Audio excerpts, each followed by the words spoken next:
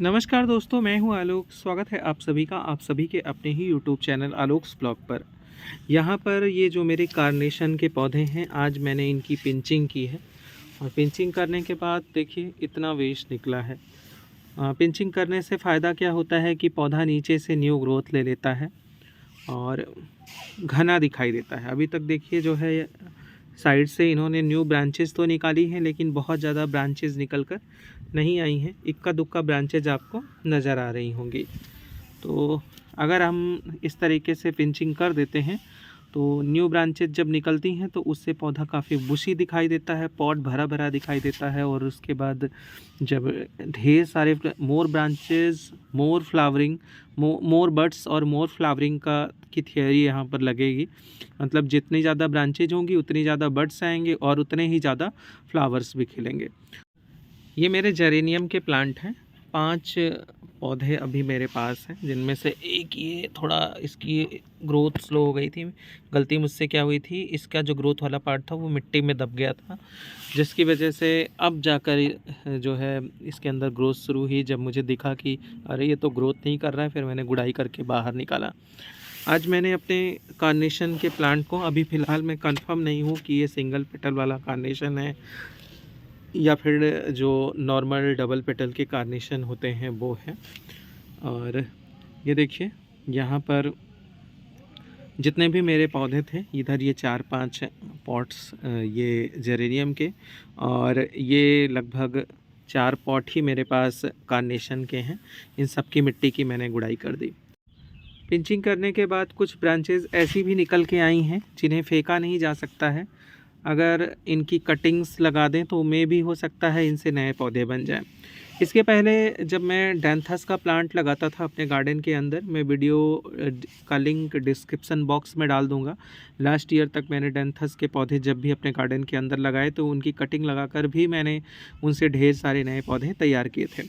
Dianthus, sweet William और carnation, ये तीनों एक ही फैमिली के पौधे हैं। मतलब है क्या कि अगर इन तीनों को एक विधि से अगर लगाया जाता है और उसके बाद इनकी कटिंग की जाती है, डेड हेडिंग की जाती है, पिंचिंग की जाती है, तो सब कुछ मतलब देखभाल का जो तरीका होता है वो इन सब का एक जैसा होता है। तो बात हो रही थी कटिंग लगाने पर। तो कटिंग लगाते समय इस चीज़ का ध्यान रखना बहुत ज़्यादा ज़रूरी है कि बहुत ज़्यादा सॉफ्ट कटिंग नहीं लेनी है। मतलब ऊपर की जो बिल्कुल सॉफ्ट निकलती है, देखिए मैंने यहाँ पर कुछ फेंक भी दिया है।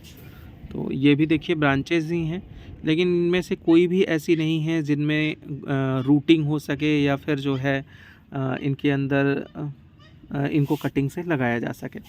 कटिंग से सिर्फ वही पौधे लगाए जा वही ब्रांचेज लगाई जा सकती हैं जिसमें इस तरीके से नोड्स मिलते हैं। ये नोड एरियाज़ जो होते हैं, इन्हीं नोड एरियाज़ से न्यू रूट्स बनती हैं और इन न्यू रूट्स से ही नए पौधे की ग्रोथ शुरू होती है। तो देखिए मैंने सबसे पहले क्या है कि जो जितनी सॉफ्ट ब्रांचेस थी उन सबको इधर से निकाल कर फेंक दिया है, और थोड़ी जो हार्ड ब्रांचेस थी उनको मैंने ले लिया है, और उसके बाद इनके नोड एरियाज़ से इनके पत्ते भी हटा लिए हैं।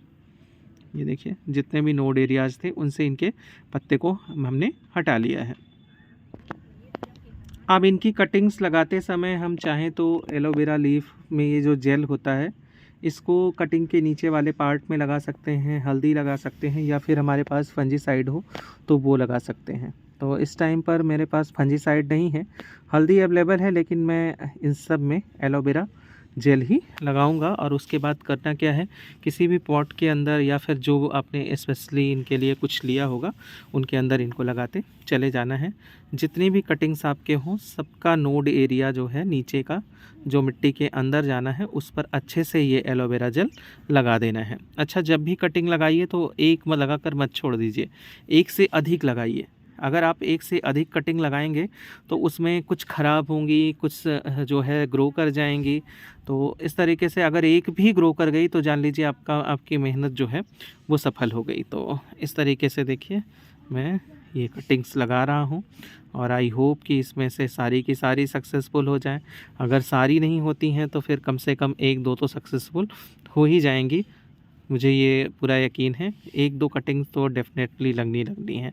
ऐसे ही विंटर के बहुत सारे फ्लावरिंग प्लांट होते हैं जिनकी कटिंग्स लग सकती हैं। यहाँ पे आपके सामने जेरेनियम है, तो जेरेनियम की भी कटिंग लग जाएगी।